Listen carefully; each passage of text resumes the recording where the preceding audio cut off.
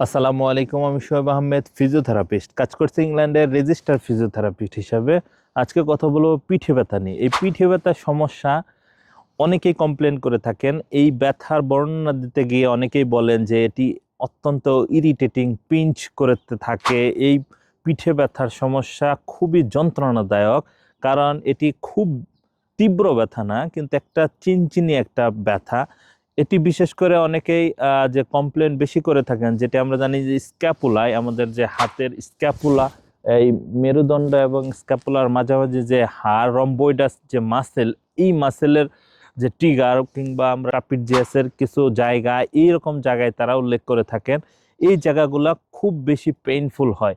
এর কারণগুলোর মধ্যে হলো, আমরা যখন বাজার করতে যাই, আহ, অনেক ভারী বাজার নিয়ে যখন আমরা লং টাইম এরকম হাঁটি, কিংবা কোনো জিনিস যদি আমরা এক হাত দিয়ে ওঠাই খুব সহজে ইনজুর্ড হয়ে যায়, তাহলে আমাদের এই রম্বয়েডাস মাসেল, এই রম্বয়েডাস মাসেল কিংবা ট্রাপিজিয়াস মাসেল, এই মাসেলগুলো যখন ইনজুর্ড হয়ে যায়, তখন দিনের পর দিন এই ইনজুর্ড অবস্থায় আমরা ইগনোর করে করে কাজগুলো করতে থাকি, বা আমাদের দৈনন্দিন কাজ আমরা করতে থাকি।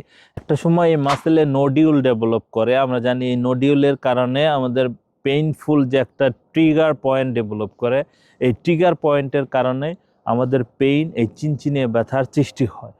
এই সমস্যা অনেকেই এমআরআই করে থাকেন, এক্স রে করে থাকেন, যার কারণে কোনো কিছু ধরা পড়ে না, কারণ এটি তো একটা ছোট একটা ইনজুরি, বা মাসেলের একটা ছোট একটা ইনজুরি ছিল, যার কারণে যখন তারা এমআরআই বা এক্স রেতে না ধরা পড়ে তারা আরও বেশি চিন্তিত হয়ে যায়। তারা অনেকেই ভেবে নেয় যে এই ব্যথা হয়তো বা হার্ট থেকে আসতেছে, কেউ অনেকেই মনে করে ফুসফুস থেকে আসতেছে। তারা এই ছোট বিষয়টা তারা ডায়াগনোসিস হওয়ার ক্ষেত্রে অনেক সময় ডাক্তাররাও ডায়াগনোসিস হওয়ার ক্ষেত্রে হেরফের করে ফেলে। এরকম আমরা অনেক পেশেন্ট পেয়েছি।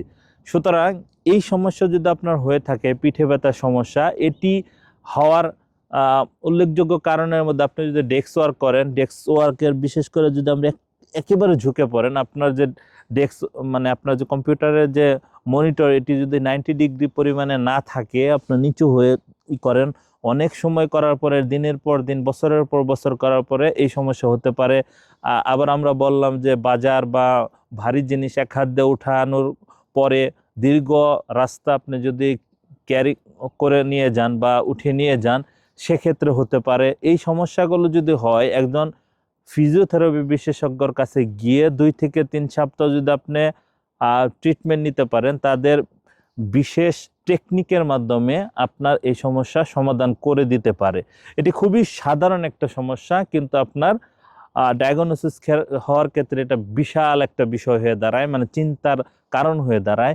এই সমস্যা থেকে পরিত্রাণের জন্য ফিজিওথেরাপিস্টের কাছে যান, তার কিছু টেকনিকের মাধ্যমে কিছু এক্সারসাইজ আপনাকে শিখিয়ে দিবে, বা কিছু ফ্রিকশনের মাধ্যমে আপনার এই সমস্যা সলভ করে দিবে।